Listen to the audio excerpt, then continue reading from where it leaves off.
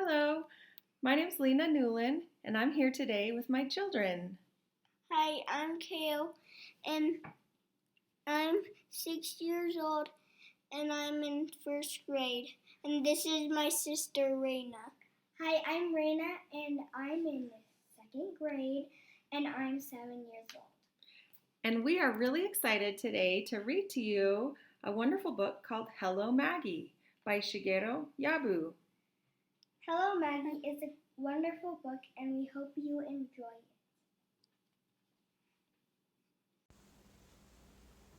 Hello, Maggie by Shigera Yabu, illustrated by Willie Ito. Hello, my name is Shig. I'm a Japanese American living in California. I would like to tell you the story that begins when I was 10 years old and met my friend Maggie. We were a happy family living in San Francisco. My parents were busy with our dry cleaning store. I was a busy boy playing with my pets. Then, on December 7th, 1941, we got news that changed our life. World War II had begun. Over 120,000 Japanese Americans were ordered to leave their homes and move to internment camps set up throughout the United States.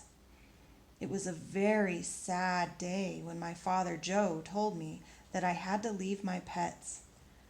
I gave my German Shepherd dog, canary, goldfish, and turtle to my best friend Russell. My teacher and my classmates gave me a going away party at Fremont Elementary School. It was hard to say goodbye, especially when I saw my teacher crying. My family and I were sent far from our home in California to Heart Mountain, Wyoming in 1942. We traveled a long time by bus, by train, and finally by truck to reach our destination. Heart Mountain is 50 miles east of Yellowstone National Park in the windswept and rugged Rocky Mountains. Our family had to live in a barn-like building called barracks. 500 barracks were surrounded by barbed wire. We called this place the camp. Here I attended grammar school with new friends. No one could come or go without a day pass from the United States Army. As the hot and dry summer approached, my friends and I heard about a cool river outside of camp. One day, we decided to explore the area. We did not bother to get the day pass. We snuck out of camp by going between barbed wires. Run, run, run!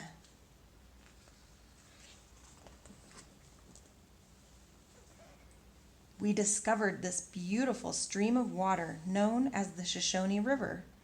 In this green and cool place, you could hear and see dozens of magpie birds with bright white bodies and long black tails. We went hunting with our slingshots. Pointing at the tree, one of the boys said, "I bet no one could hit the large bird nest." The magpie nest was high in the tree. We shot the nest with our slingshots. Suddenly, the magpie nest tumbled down. This nest was made out of many twigs. When the nest hit the ground, we were shocked to see a little baby magpie without feathers crying for food. We felt really bad. We searched for tiny bugs to feed this sad-looking baby bird. I put the bird in an old shoebox and carefully took it back to camp. My mother, Hannah, met us in front of our barracks. She screamed when she saw the bird because she was afraid of germs. My mother wanted us to take the bird back where we found it, but it didn't take long for her to change her mind. We named this baby bird Maggie. My father Joe made a nice cage out of scrap wood for her. Maggie got strong by winter and grew shiny feathers. Maggie liked for me to scratch the back of her head. There were very few pets in camp, so people started to visit Maggie. She made many friends. Maggie whistled really loud and clear and enjoyed whistling the wolf call. Ow! She whistled on and on. She made us laugh so hard. When people walked near her cage, Maggie jumped up and down, making all kinds of noise. She was happy to see them. Each time I went by Maggie's cage, I would always say, "Hello, Maggie." One day, Maggie said, "Hello, Maggie." We could not believe our ears. This bird could talk. Maggie started saying words like, "Come on, Maggie, what you doing? Goodbye." Because my mother often talked in Japanese, Maggie learned to say baka, which means stupid, and Ohio, which means good morning in Japanese. She was a funny and a smart bird. In the summer, my father trimmed Maggie's wings so that she could not fly away. We let her out of the cage to roam as she pleased. Soon, Maggie started climbing up my arms all the way to my shoulders. I pretended I was an old pirate with his trusty pet parrot.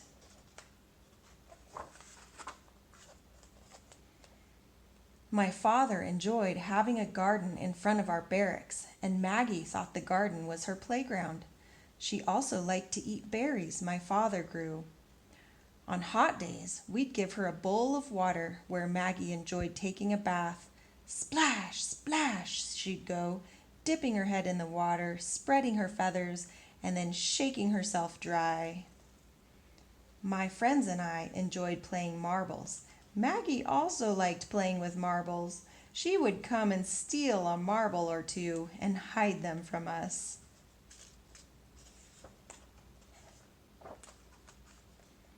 On August 15th, 1945, the sirens sounded from the administration building. The sirens went for a long time, really loudly. I had to cover my ears. We realized that the war had ended. We were free to go back home. After over 3 years in the camp, we could not believe it. Somehow, Maggie knew that we were going home to freedom. In October, Maggie got very sick. She stopped eating and playing. She didn't whistle anymore. She spent a lot of time sleeping. We were all very sad. One morning, Maggie went to sleep forever. With a broken heart, I buried her near the old guard tower that was a symbol of our captivity. Maggie had now found her own freedom.